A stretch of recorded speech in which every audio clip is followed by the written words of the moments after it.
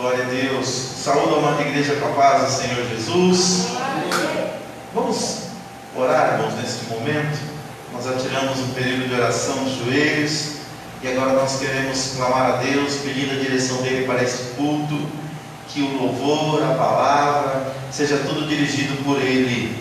Que você que está aí no seu lar possa neste momento parar alguns instantes e buscar a face do Senhor. E você que nos acompanha por esta live, que você possa também compreender sobre a importância do culto coletivo na igreja. Nós estamos vivendo uma época de pandemia, é verdade, em que algumas pessoas do grupo de risco não estão podendo congregar, mas muitas pessoas também nesse tempo poderiam estar na casa do Senhor, porque a semelhança de outras instituições, todos os cuidados têm sido tomados para nós retomarmos a nossa vida. E nós saímos da nossa casa para tantas coisas, para trabalhar, para resolver alguma situação. Então, vir à casa do Senhor também é uma prioridade. Comece a considerar a importância do culto coletivo. A Bíblia fala para nós não deixarmos de congregar, como é costume de alguns. E muitas pessoas, infelizmente, praticamente já não estão vindo mais à igreja. Então entenda que Jesus te salvou e que Ele tem feito coisas grandes na sua vida, e que é importante você ir à igreja, buscar a presença do Senhor junto com seus irmãos e renovar a sua fé. Amém? Vamos orar nesse momento.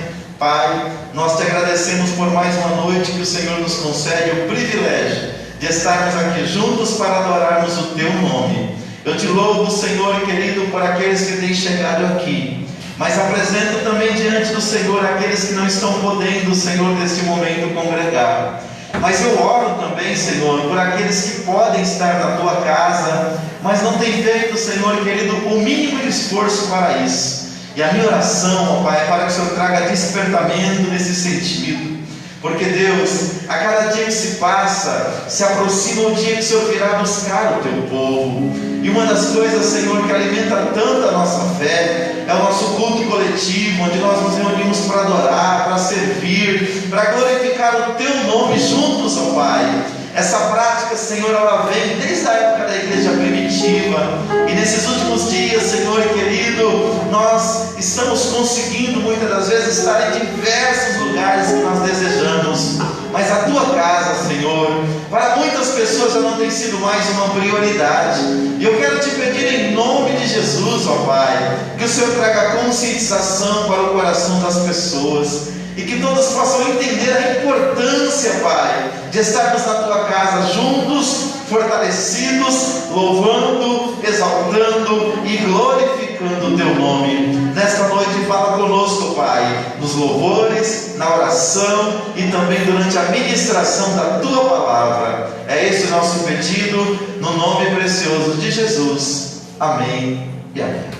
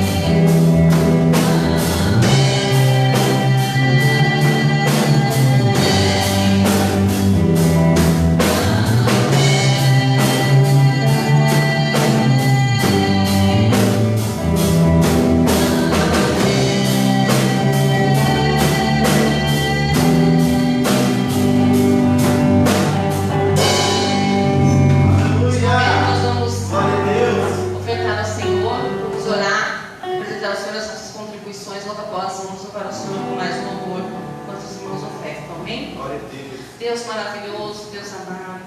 Nesse instante, Senhor, nós queremos louvar o Teu nome, Senhor, mais uma vez.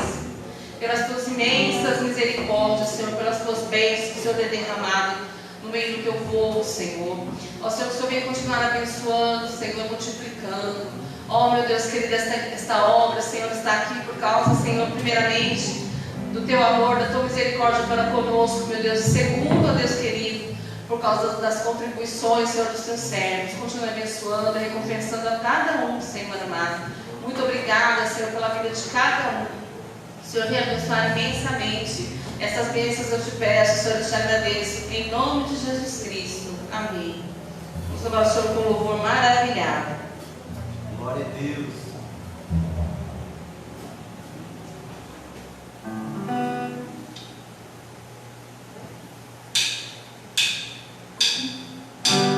Oh,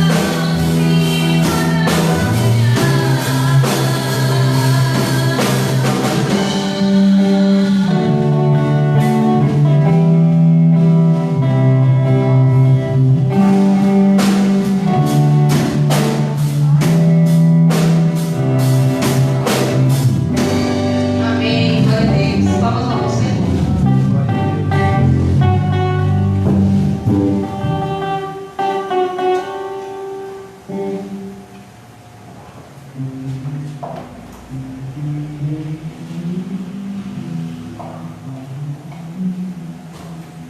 a Deus. Quem que não fica maravilhado diante de tudo aquilo que Deus faz em nossas vidas, do poder glorioso da sua graça.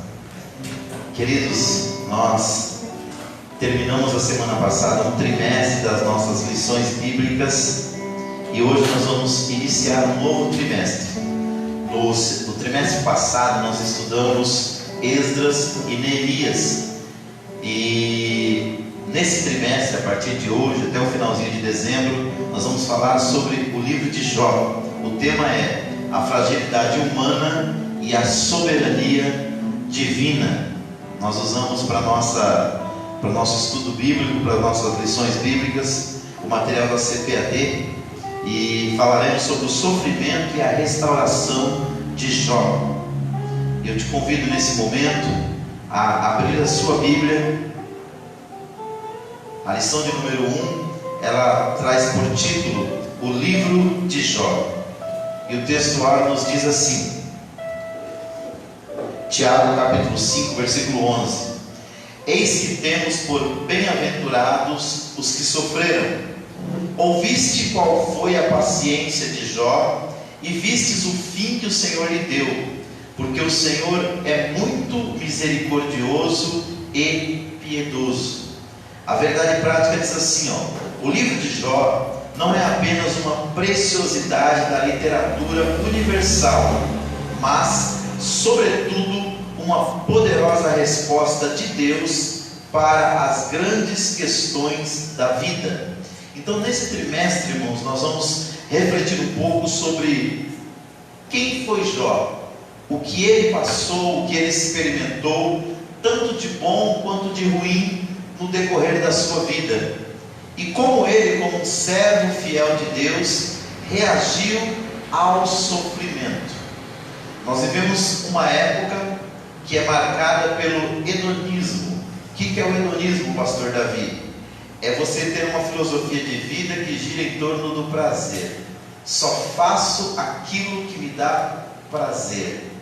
E nós vamos aprender que na vida nem sempre tudo são flores, nem sempre tudo é alegria, como aconteceu na vida de Jó. Jó teve um período muito bom na sua vida, abençoado. A Bíblia chama ele do homem mais rico da terra, mas depois ele passou por um vale da sombra da morte, aonde ele perdeu quase tudo que ele tinha, mas ele não perdeu a sua fé em Deus. Por que nós aqui da ADJL nos preocupamos tanto em ensinar a palavra de Deus? Todo culto nós tiramos um período de tempo, seja na quarta, na sexta ou no domingo. É um período de tempo considerável para nós estudarmos a palavra de Deus. Porque nós entendemos, queridos, que no momento de aflição, a única coisa que vai te sustentar de pé é aquilo que você sabe acerca de Deus. É a sua fé abalizada pela palavra de Deus. Porque quando tudo nos falta, se nós não estivermos com a nossa fé firmada na palavra de Deus, nós seremos facilmente derrubados ou destruídos pelas aflições da vida. E nós vamos ver que na vida de Jó isso não aconteceu. Por quê? Jó era um homem que ele tinha a palavra de Deus no seu coração. E o salmista Davi, ele disse: escondi a tua palavra no meu coração para não pecar contra ti. Então, quando nós colocamos o coração na palavra e a palavra no coração, nós não nos demovemos facilmente do nosso entendimento. Nossa leitura bíblica em classe está em 2 Timóteo capítulo 3, versículo 16, Ezequiel 14, versículos 19 e 20, e Tiago 5, versículo 11, que nos diz assim: toda a escritura divinamente inspirada é proveitosa para ensinar, para redarguir, para corrigir e para instruir em justiça. Versículo 14 do capítulo 14 de Ezequiel: ainda que estivessem no meio dela esses três homens, Noé, Daniel e Jó, e eles pela sua justiça livrariam apenas a sua alma, diz o Senhor Jeová. Ou se eu enviar a peste sobre tal terra, e e derramar o meu furor sobre ela com sangue para arrancar dela homens e animais, ainda que Noé, Daniel e Jó estivessem no meio dela, vivo eu, diz o Senhor Jeová, que nem filho e nem filha eles livrariam, mas só livrariam a sua própria alma pela sua justiça. E Tiago, capítulo 5, versículo 11, que diz assim: eis que temos por bem-aventurados que sofreram. Ouviste qual foi a paciência de Jó, e vistes o fim que o Senhor lhe deu, porque o Senhor é muito misericordioso e piedoso. Vamos orar? Pai, nós acabamos de ler a Tua palavra, e nós entendemos através dela, Senhor, que o sofrimento faz parte da história do ser humano.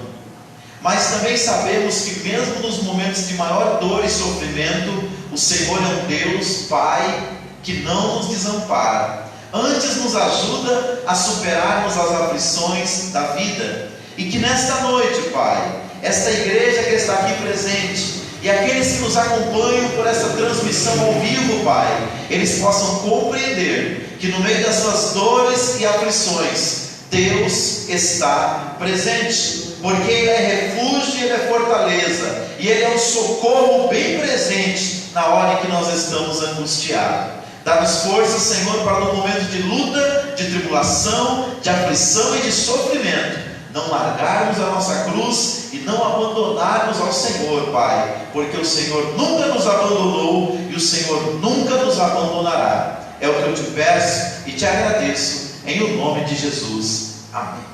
Vamos lá para o nosso comentário, para a nossa introdução.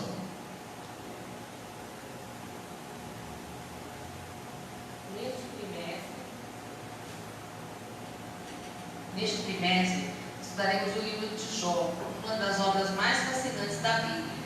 Não há em toda a literatura bíblica outra obra semelhante. Diferente na sua estrutura, no estilo e sobretudo no conteúdo, o livro de Jó demonstra a grandeza de Deus diante da finitude humana. É, portanto, uma obra que alimenta a nossa esperança quando tudo mais parece ter perdido sentido. Obrigado, pastora Denise. Queridos, o comentarista desse trimestre é o pastor José Gonçalves. Ele é escritor, conferencista, membro da Comissão de Apologética da CGADB, que é a Convenção Geral das Assembleias de Deus, e ele é líder da Assembleia de Deus em Água Branca, ali no Piauí. Então, o que ele tenta nos mostrar aqui, irmãos? Que durante esse trimestre nós vamos estudar uma das passagens, um dos capítulos mais tristes da Bíblia, mas um dos capítulos mais alegres também.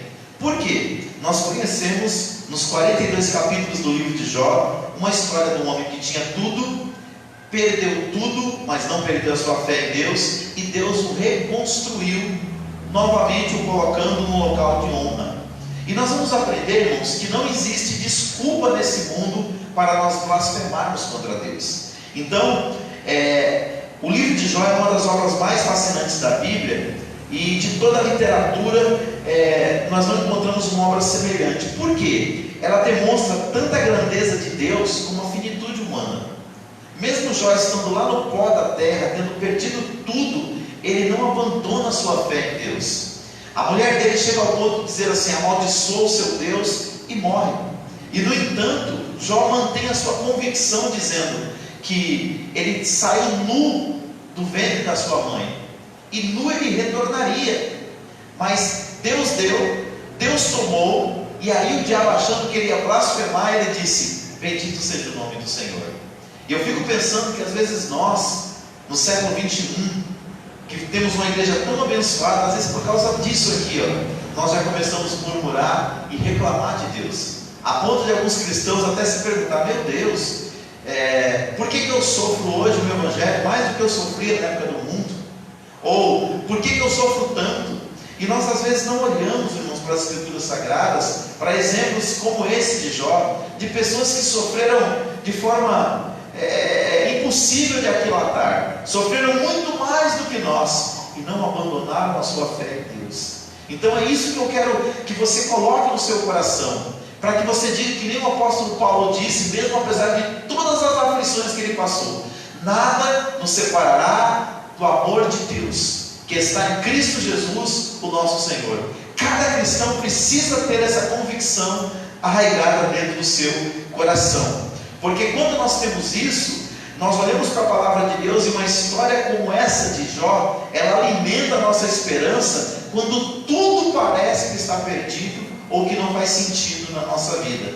Talvez o momento que os irmãos que estão aqui, ou aqueles que nos acompanham por esta live estão vivendo, é mais ou menos assim. Talvez essa pandemia trouxe um quadro para o mundo que tudo perdeu sentido para você. Talvez você perdeu alguém que você amava muito, está faltando chão debaixo dos seus pés. Só que entenda, Deus só teve um filho que nunca pecou, que foi Jesus. Mas a Bíblia fala que ele não teve nunca um filho que nunca sofreu.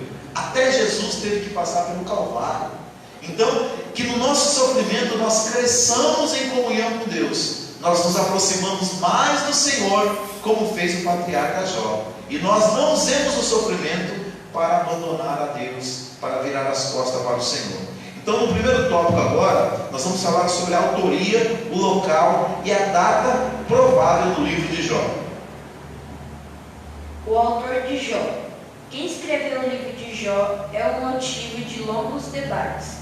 As opiniões passam por Moisés, Eliú, Salomão, Ezequias, Isaías e até mesmo Esdras. Os que não acreditam no mover sobrenatural de Deus sobre os autores bíblicos fazem o livro uma colcha de retalhos, afirmando-se ele a produção de vários autores e em diferentes épocas. Entretanto, o cristianismo histórico é conservador, não tem o livro de Jó como uma ficção religiosa, mas como uma narrativa poética inspirada por Deus e redigida por um único autor. A própria Bíblia não se apresenta indicações do autor ou do livro, mas o fato é que o autor conhecia a forma poética e nela expressou a maior parte do livro. 2. A pessoa histórica de Jó. A Bíblia mesma atesta que Jó foi uma pessoa histórica. O profeta Ezequiel confirma que ele, de fato, foi uma pessoa real, correlacionando-o ao lado de Noé e Daniel. Tiago, por exemplo, atesta a realidade histórica do principal personagem do livro, bem como sua autenticidade textual, quando destaca a perseverança de Jó. 3. A terra de Jó. Já no início do seu texto, o livro de Jó destaca que ele era da terra de Uz. Como Jó, Uz era uma terra real, os comentaristas situam Uz ao sul de Édom e oeste do deserto da Arábia, se estendo a leste, indo até a Babilônia. 4. Época de Jó. A maioria dos comentaristas situa os fatos narrados no livro de Jó dentro do período patriarcal. Abraão, Isaque e Jacó. Dentro de outros, alguns fatos contribuem para esse entendimento. O sacerdócio como instituição ainda não existia, visto que Jó era o sacerdote de sua própria casa.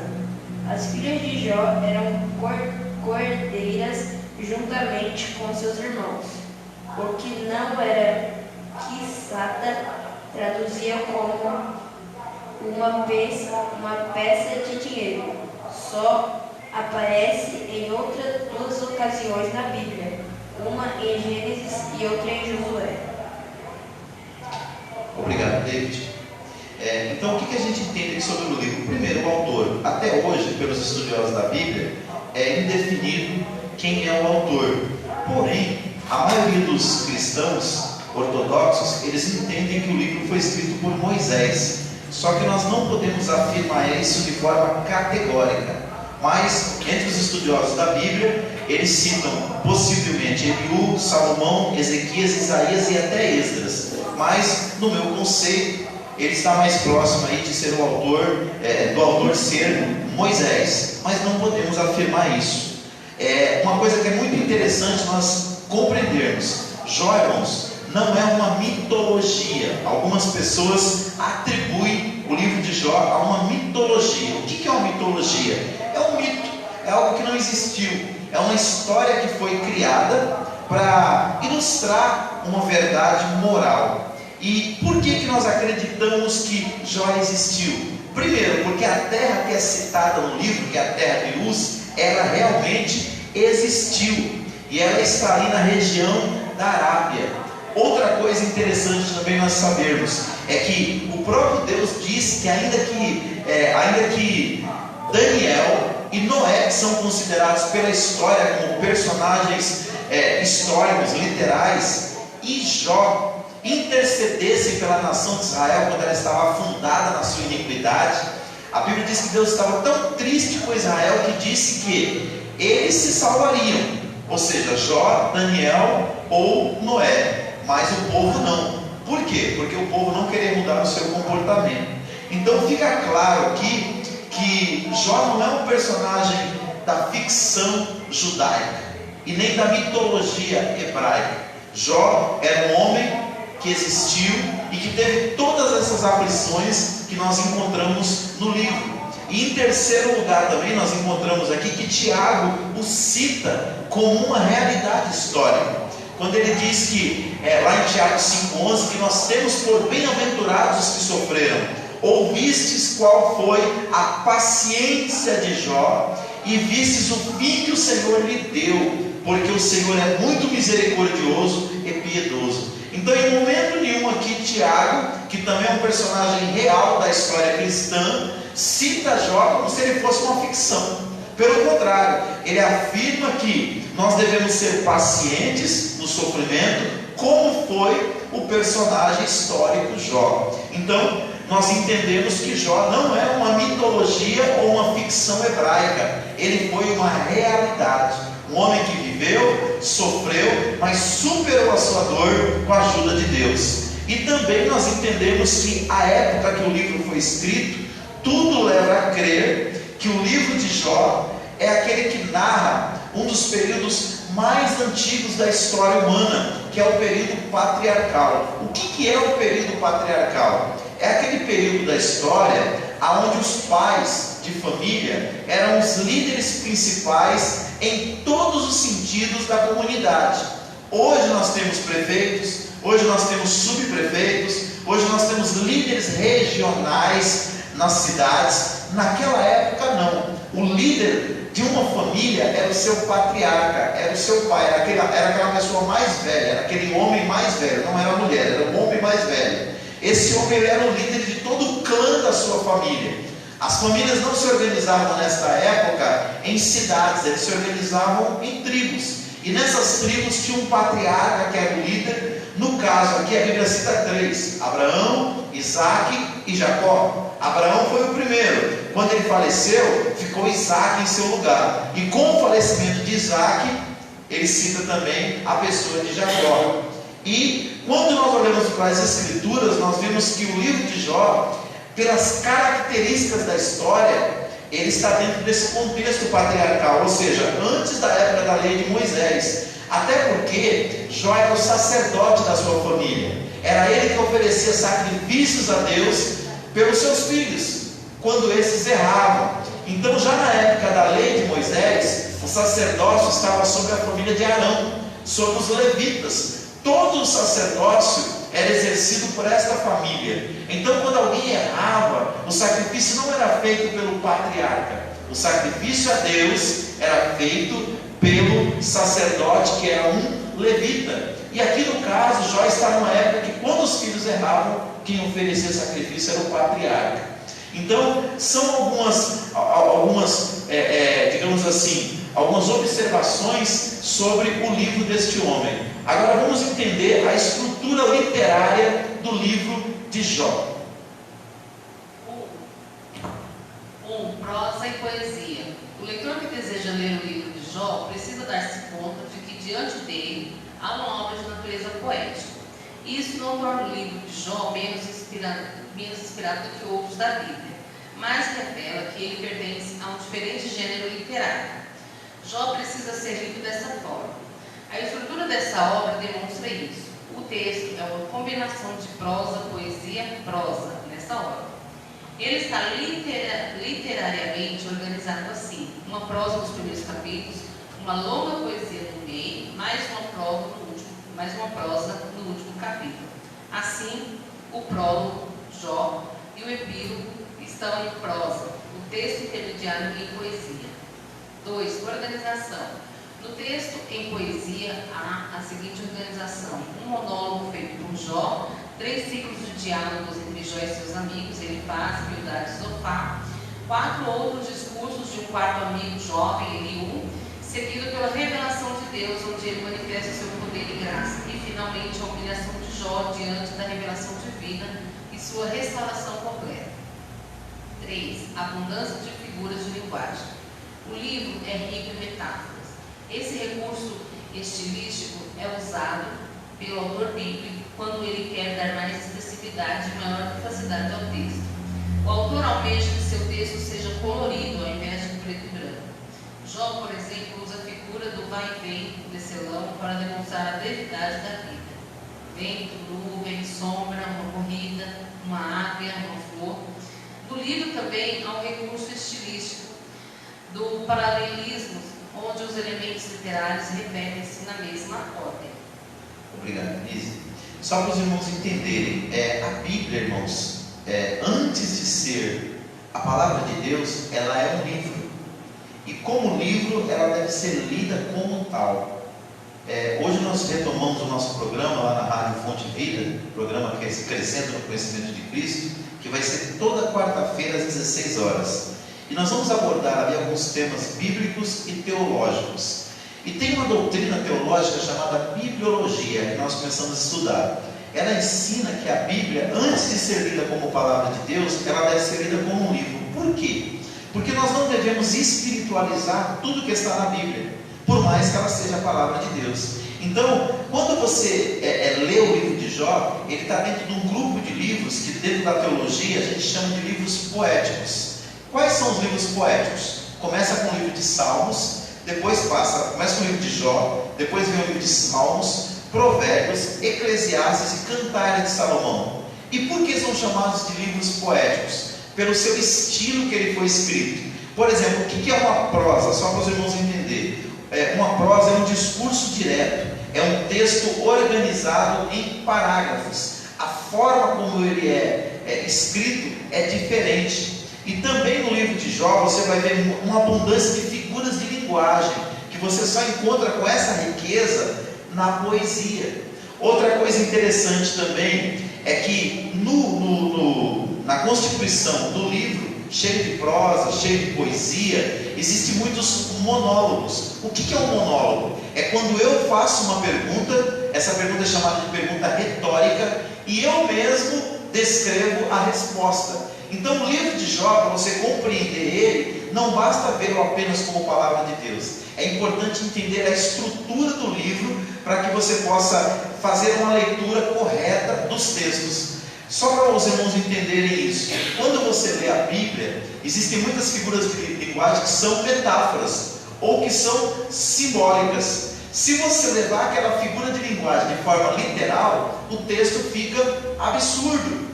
Um exemplo, Jesus disse lá em Mateus capítulo 4, versículo 4: nem só de pão viverá o homem, mas de toda palavra que sai da boca de Deus. Ele usou aí um simbolismo, ele usou uma metáfora. Ele disse que a palavra de Deus é um pão que você pode comer para você se alimentar. Mas você nunca vai ver uma pessoa em são juízo, com juízo bom, cozinhando uma Bíblia. coação à Bíblia. Por quê? É um sentido figurado. Jesus disse assim: eu sou a porta. Quando ele disse eu sou a porta, ele disse isso no sentido figurado. Ele disse assim: eu sou o bom pastor. Ninguém vai ver Jesus com um cajado na mão, com um monte de ovelhas, literalmente, tocando pelo caminho. Então isso são figuras de linguagem. E quando nós entendemos isso, nós compreendemos o texto com mais facilidade. Então, algumas figuras de linguagem que existem no livro de Jó só serão entendidas se você ler o livro como uma prosa, como uma poesia, com as características desse texto. Então, o livro apresenta uma estrutura literária de prosa, de poesia, e há também o uso de muitas metáforas e de paralelos. O que é paralelos? É quando você pega verdades ou antagônicas ou iguais e você as repete.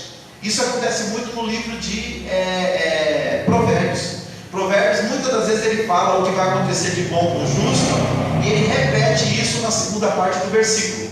Duas coisas boas que vai acontecer com o justo. E tem hora que ele faz o contrário. Ele diz assim: isso vai acontecer de bom com o justo, porém, com o ímpio vai acontecer tal coisa se ele caminhar continuar nesse caminho. Isso são paralelismos, são formas de você compreender o texto dependendo da maneira que ele é organizado. Então, entenda, Jó foi um personagem real, que sofreu, que passou grandes dificuldades, que nós vamos estudar tudo no decorrer dessas próximas 12 semanas, mas também a forma que o livro dele foi escrita foi numa forma de literatura, prosa, poesia. Por isso que o livro tem uma dinâmica diferente de outros textos da Bíblia que nós costumamos ler. Vamos para o terceiro tópico. Esse aqui eu acredito que é o mais importante, que é a natureza e a mensagem do livro de Jó. Todo livro da Bíblia, irmãos, ele tem uma mensagem, ele tem uma natureza central. Quando você vai estudar o livro, é interessante você entender qual é essa mensagem central que vai nortear todo o livro, para que você possa compreender o que o autor do livro pretendia transmitir para as pessoas na sua época e ao longo da história. Se você não entender a natureza da mensagem, ou seja, o tema que vai reger toda aquela narrativa bíblica, você não compreende o que Deus está revelando através daquele livro sagrado. Então aqui nós vamos ver agora a natureza e a mensagem do livro de Jó, no tópico de número 3.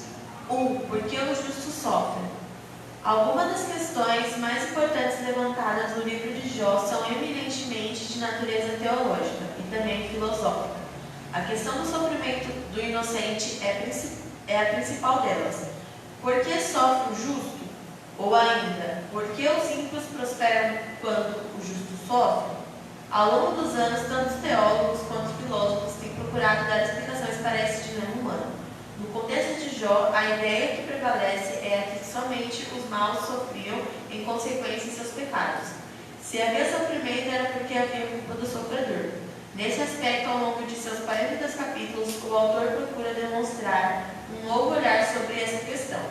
2. Existe bondade interessada? Para muitas pessoas, qualquer prática religiosa não passa de barganha. Essa era também a tese do diabo. Para ele, Jó só permanecia fiel a Deus porque recebia benefício em troca. Jó era um homem agraciado com muitos bens, com uma família formidável, cercado de muitos amigos e gozava de boa saúde. Nessas condições, como disse Satanás, todos são devotos. Todavia, vindo o infortúnio, a tragédia e a calamidade, será que esse fervor religioso permaneceria? Satanás estava disposto a apostar que a espiritualidade de Jó não subsistiria a uma prova de fogo. O livro mostra como Jó se comportou nessa prova. 3. Pode um homem compreender Deus? Os últimos capítulos de Jó mostram os impactos que a revelação divina tem sobre os homens. Como Paulo, que foi verdadeiramente mudado quando contemplou o Senhor numa visão, assim também Jó é totalmente transformado quando contempla a majestade do Senhor. A questão para Jó não foi tanto o entender Deus, mas experimentá-lo. Viver e experimentar Deus mudou completamente a vida de Jó. Eis uma grande lição deixada por esse precioso livro. Obrigado, Thaisa. Só para a gente entender, deixa eu ler aqui alguns versículos do capítulo 1 de Jó, que diz assim, ó, só para os irmãos entenderem o que aconteceu com Jó, para nós recapitularmos. Havia um homem na terra de Uz, cujo nome era Jó, e era este homem íntegro, reto e temente a Deus, e desviava-se do mal. E nasceram-lhe 7 filhos e 3 filhas, e o seu gado era de 7.000 ovelhas, 3.000 camelos, 500 juntas de boi, e 500 juntas eram também muitíssimos servos a seu serviço, de maneira que este homem era maior do que todos os do Oriente. Olha, ele era um homem riquíssimo, né? E iam seus filhos a casa uns dos outros, e faziam banquetes, cada um por sua vez, e mandavam convidar as suas 3 irmãs, e comerem e beberem com eles. Sucedeu, pois, que, decorrido o turno de dias de seus banquetes, enviava Jó e o santificava, e se levantava de madrugada, e oferecia holocausto segundo o número de todos eles, porque dizia Jó: talvez pecaram meus filhos e amaldiçoaram a Deus no seu coração. Assim Jó fazia continuamente, ou seja, Jó era um sacerdote do seu lar, e ele oferecia sacrifício a Deus pela sua família, e ele não era levita. Então provavelmente Jó viveu antes da época da lei, e ele oferecia sacrifício pela sua família, porque o sacerdócio ainda não era araônico. E num dia em que os filhos de Deus vieram apresentar-te perante o Senhor, veio também Satanás entre eles. Então o Senhor disse a Satanás: de onde vens? E Satanás respondeu ao Senhor e disse: de rodear a terra e passear por ela. E disse o Senhor a Satanás: observaste tu, meu servo Jó? Porque ninguém há na terra semelhante a ele, homem íntegro e reto, temente a Deus e que se desvia do mal. Então respondeu Satanás ao Senhor e disse: porventura teme Jó a Deus de balde, ou seja, de graça? Porventura tu não cercaste de bens a ele, a sua casa e a tudo quanto tem? A obra de suas mãos abençoaste, o seu gado se tem aumentado na terra. Mas, olha a proposta do diabo: estende a tua mão e toca-lhe em tudo quanto tem, e verás se não blasfema contra ti na tua face. E disse o Senhor a Satanás: eis que tudo quanto ele tem está na tua mão, somente contra ele não estenda a tua mão. E Satanás saiu da presença do Senhor. E sucedeu um dia em que seus filhos e suas filhas comiam e bebiam vinho na casa de seu irmão primogênito, que veio o mensageiro a Jó e lhe disse: os bois lavravam e as jumentas pastavam juntos a ele, e deram sobre ele os sabeus e os tomaram, e aos servos feriram ao fio da espada, e só eu escapei para trazer-te a nova. Estando este ainda falando, veio outro e disse: fogo de Deus caiu do céu e queimou as ovelhas e os servos, e os consumiu, e só eu escapei para trazer-te a nova. Estando ainda este falando, veio outro e disse: ordenando os caldeus, 3 tropas deram sobre camelos e os tomaram, e os servos feriram o fio da espada, e só eu escapei para trazer-te a nova.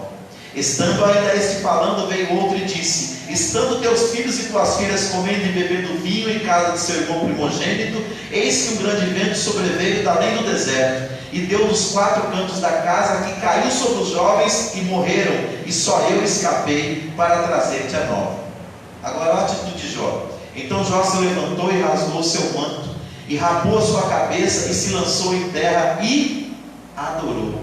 E disse: nu saí do ventre de minha mãe, e nu tornarei para lá. O Senhor me deu, e o Senhor tomou. Bendito seja o nome do Senhor. 22. Em tudo isso, não pecou, nem atribuiu a Deus Jó falta alguma.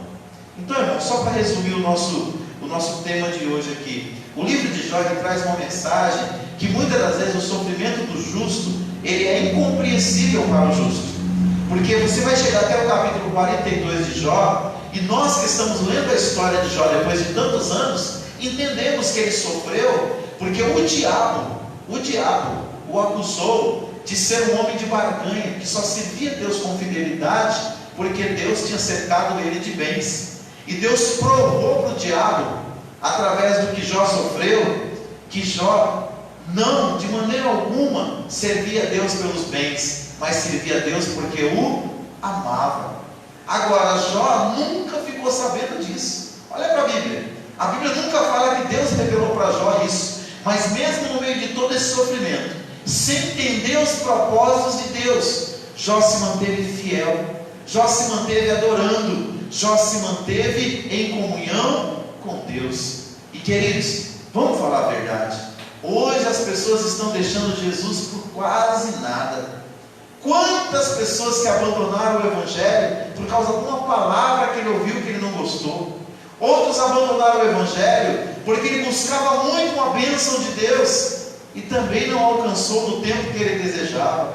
Outros porque sofreu uma decepção, seja ela ministerial, seja ela familiar, seja ela profissional. Mas deixa eu te dizer uma coisa: esse evangelho que estão pregando aí, dizendo que você tem que fazer algo para Deus fazer algo por você, não é o evangelho bíblico. O evangelho bíblico mostra que Deus já fez tudo por nós, nos criou, nos garantiu a salvação através de Cristo Jesus, nos deu o seu Espírito Santo gratuitamente, e um dia ainda vai levar a gente para morar no céu. Então tudo que nós tivermos aqui na terra é bônus, é bônus. O que Deus tinha que nos dar, irmão, Ele já deu. Se Ele fizer algo mais, é motivo de nós glorificarmos a Deus mais ainda. Mas se Ele não fizer, nós nunca devemos atribuir a Deus mal algum, mas devemos agradecer o que de bem Ele já nos fez e perseverar na fé, como fez Jó. Então, queridos, fica para nós aqui a grande questão: por que o justo sofre? E nós vamos refletir sobre isso ao longo desse trimestre. Mas nós vamos refletir também sobre o seguinte: que existe sim bondade desinteressada. Tem muitas pessoas que acham que as pessoas só fazem o bem para o outro pensando em receber algo em troca. E a verdadeira bondade é aquela que Jesus ensinou: o que a mão direita faz, a mão esquerda não deve ver. Ou seja, não deve ser feito para a nossa glória, não deve ser feita porque a pessoa pode nos retribuir, deve ser feita porque nós entendemos que aquilo é o correto, aquilo é o certo. Ainda que muitas vezes aquela pessoa que você ajudou ou vai ajudar não vai poder de maneira nenhuma te recompensar. E em terceiro e último lugar, a terceira pergunta levantada aqui pelo comentarista, o nosso pastor José Gonçalves: pode o homem compreender Deus? Querido, na sua plenitude não. Nenhum de nós vamos conseguir compreender todos os propósitos de Deus, mas nós podemos sim, através da palavra e da nossa experiência com Deus, nós podemos aprender a confiar nele. O que é confiar nele? É, primeiro, acreditar que o caráter de Deus é bom e que Deus nunca quer nos fazer o mal. Segundo, entender que ainda que algum mal nos aconteça, Deus é poderoso para fazer com que isso contribua para o nosso bem, que é a mensagem de Romanos 8:28. Ainda que alguma coisa está acontecendo na sua vida agora, que está te trazendo algum tipo de aflição, Deus é poderoso para transformar esta aflição em bênção. Ou seja, não afaste-se do Senhor. E em último lugar, independente do que nós estamos passando, irmãos, Deus nos ama e o seu amor nos acolhe, e Ele é poderoso para reverter qualquer quadro que nós temos na vida. Olha para a vida de Jó, olha o começo dele, olha a sua aflição, a sua dor, e olha o seu estado final. Então que a gente possa confiar em Deus, porque lá no capítulo 42 de Jó, nós vamos ler alguns versículos para nós encerrarmos a ministração desta noite. Diz o seguinte, depois de tudo que Jó passou, diz assim, capítulo 42: então respondeu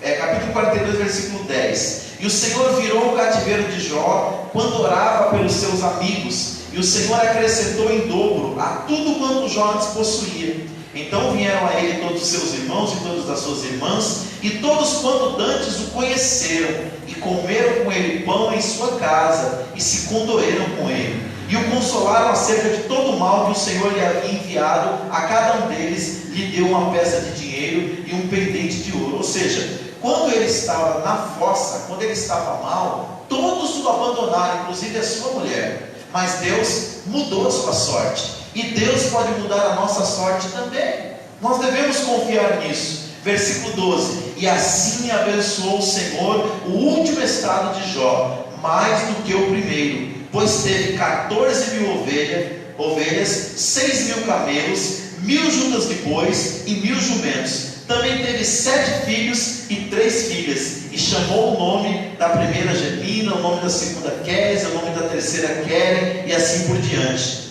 E em toda a terra não se acharam mulheres tão formosas como as filhas de Jó, e seu pai lhes deu herança entre os seus irmãos. E depois disso viveu Jó 140 anos, e viu a seus filhos e aos filhos dos seus filhos até a 4ª geração. Então morreu Jó, já velho e farto de dias. Então, irmãos, qual que é a última palavra que eu quero deixar para você nesta noite? Independente do estado que você está vivendo de dor, Deus não te desamparou.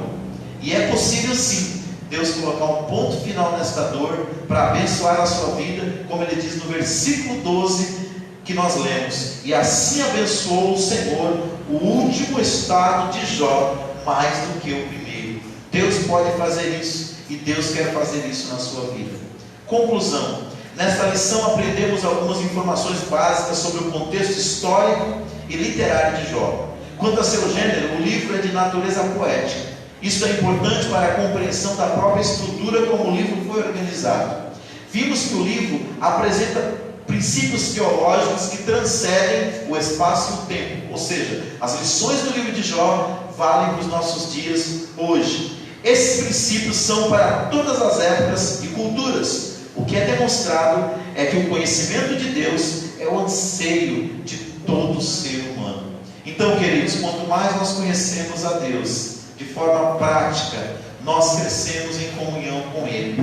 E conforme nós crescemos em comunhão com Ele, nós entendemos que não existe outro lugar para nós vivermos senão na presença dEle. É como diz aquele louvor: quem já pisou no Santo dos Santos em outro lugar, ele não sabe viver. O Santo dos Santos falava de um lugar onde o sumo sacerdote entrava apenas uma vez por ano, um local de plena comunhão com Deus. Então, que você viva essa intimidade com o Senhor. Deus tem isso para cada um de nós aqui, e Deus tem isso para a sua vida também, que nos acompanha por esta live. Se você já é cristão, se achegue-se mais a Deus na oração, na palavra e na adoração. Se você ainda não é cristão, é tempo de você levantar a sua mão e receber Cristo no teu coração. Ele te ama e Ele quer te salvar. E se você já provou da graça de Deus e hoje está longe da casa do Pai, a semelhança da parábola do filho pródigo, que o pai estava de braços abertos esperando o filho voltar, assim está Deus para você. Mas você precisa tomar uma atitude e dizer como o filho pródigo: levantar-me-ei e vou ter com o meu pai. Amém? Convido os irmãos que estão aqui para nós orarmos. Fique de pé nesta hora, nós vamos agradecer a Deus.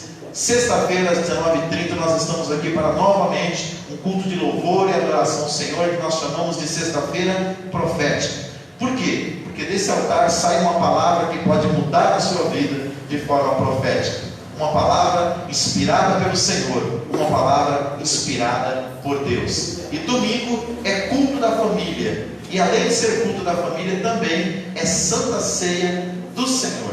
Eu peço que você traga a sua campanha do quilo. Nós ajudamos a casa de recuperação ali do pastor Hamilton, o projeto Acreditar, e contamos com a sua ajuda. O seu quilo do amor faz uma grande diferença naquela casa de recuperação. Amém? Vamos orar a Deus. Que Deus abençoe a sua vida. Guarde essa palavra no seu coração. Não importa a dor que você está vivendo, Deus conhece ela, e Deus vai te ajudar a vencê-la, para que você possa estar cada dia mais próximo do Senhor. Querido Deus e querido Pai, eu quero te agradecer, Senhor querido, por tudo que nós ouvimos da tua parte nesta noite. Senhor, nós entendemos que Jó foi um personagem histórico, literal, que viveu a dor e a aflição de perder tudo o que tinha, Senhor, mas ele não perdeu uma coisa que é salutar, que é a fé no Senhor, que é a esperança do Senhor, que é a confiança, meu Deus, e a comunhão contigo. E é isso que nós não queremos perder no meio dessa pandemia, Senhor. Tem muita gente desesperada, tem muita gente que não consegue mais ouvir uma notícia no rádio, na internet ou na televisão, que já entra em desespero e em depressão. Senhor, em nome de Jesus, nós declaramos a paz, nós declaramos a esperança, nós declaramos a fé que só o Senhor pode dar na vida da tua igreja, Pai, aqui presente, na vida dos irmãos que nos acompanham por esta live, Senhor.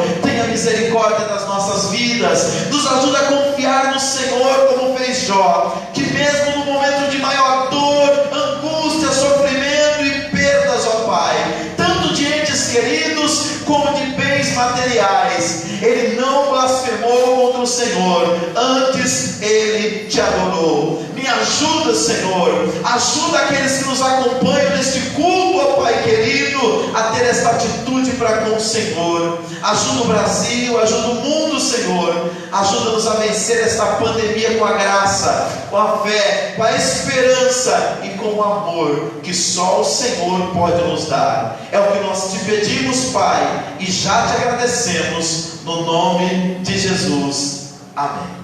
Faça assim com as suas mãos. Que o grande amor de Deus, nosso Pai, que a maravilhosa graça de Jesus Cristo, seu Filho, e que a doce consolação do querido Espírito Santo seja com cada um de vós, não só agora, mas para todos sempre. Todos digam amém. Vamos aplaudir o Senhor.